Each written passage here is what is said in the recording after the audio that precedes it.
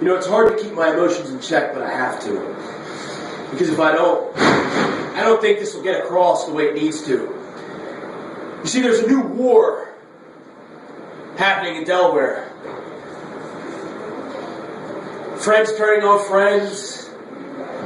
People taking shots at ECWA. You see, everybody wants to start a revolution. Well, the last time a revolution was started, it went up in flames. And now, after December 1st, it seems that the Blackheart is ready to strike again. And as I sit here, I can't help but think that maybe this might just be my own fault. Maybe I got too comfortable. See, at War Games, I took out Breaker Morant and the rest of the Blackhearts. And then I went on to accomplish my biggest dream, becoming the first ever ECWA Unified Heavyweight Champion. And after a series of matches, I finally got Papadon out of my hair. So I looked forth to Josh Daniels and thought, hey, this is going to be easy sailing. You see, because I watched Josh, and even though I knew it was going to be a fight of my life, he had the passion back. He was ready to go one-on-one and prove himself, and that he did. You see, in that match, we went hold for hold.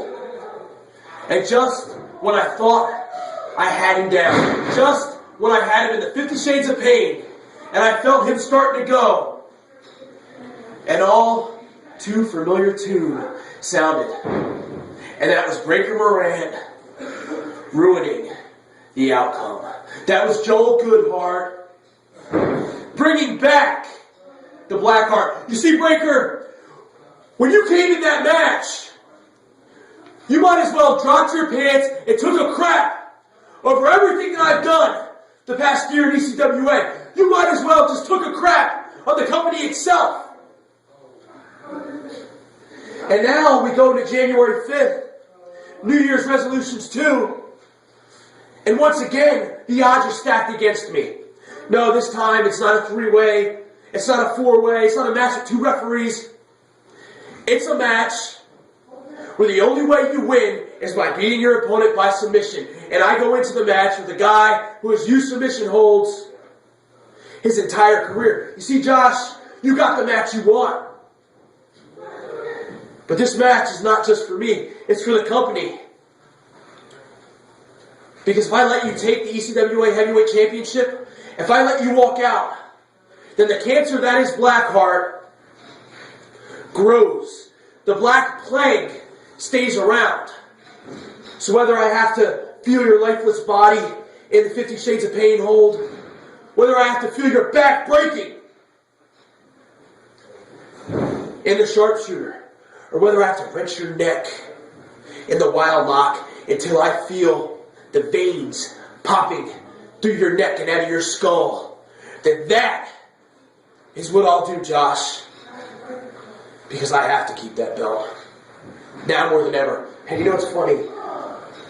A week before Black Saturday, as you call it, I'm sitting having a drink with a friend of mine, a legend in this business, J.J. Dillon. And he's talking about some of the feuds that were his favorite, and some of the ones that just would never end. You know, that was Four Horsemen and Dusty Rhodes. You see, no matter what, their paths always seemed to cross again. And then I started to think of some of the feuds that I had watched younger. D.C. Drake and Larry Winters, Stone Cold Steve Austin and The Rock. These things just always seemed to come back. And I think it's ironic that ended up biting me in the end, because a week later, the feud that won't end between Breaker Morant and Chris Wylde, between the Blackhearts and Chris Wylde, is back now. But you know, I'm going to end this with something else that's ironic. Matt Saigon, Rex Lawless, Apollyon, Josh Daniels, Breaker Morant, Joel Goodhart. The five of you brought back a monster when you brought back Atu. You orchestrated the return of a monster. And while right now that seems like it gives you the edge, I ask you this in closing. Is the monster that you brought back worth the monster that you created? See you January 5th. I guess we'll find out.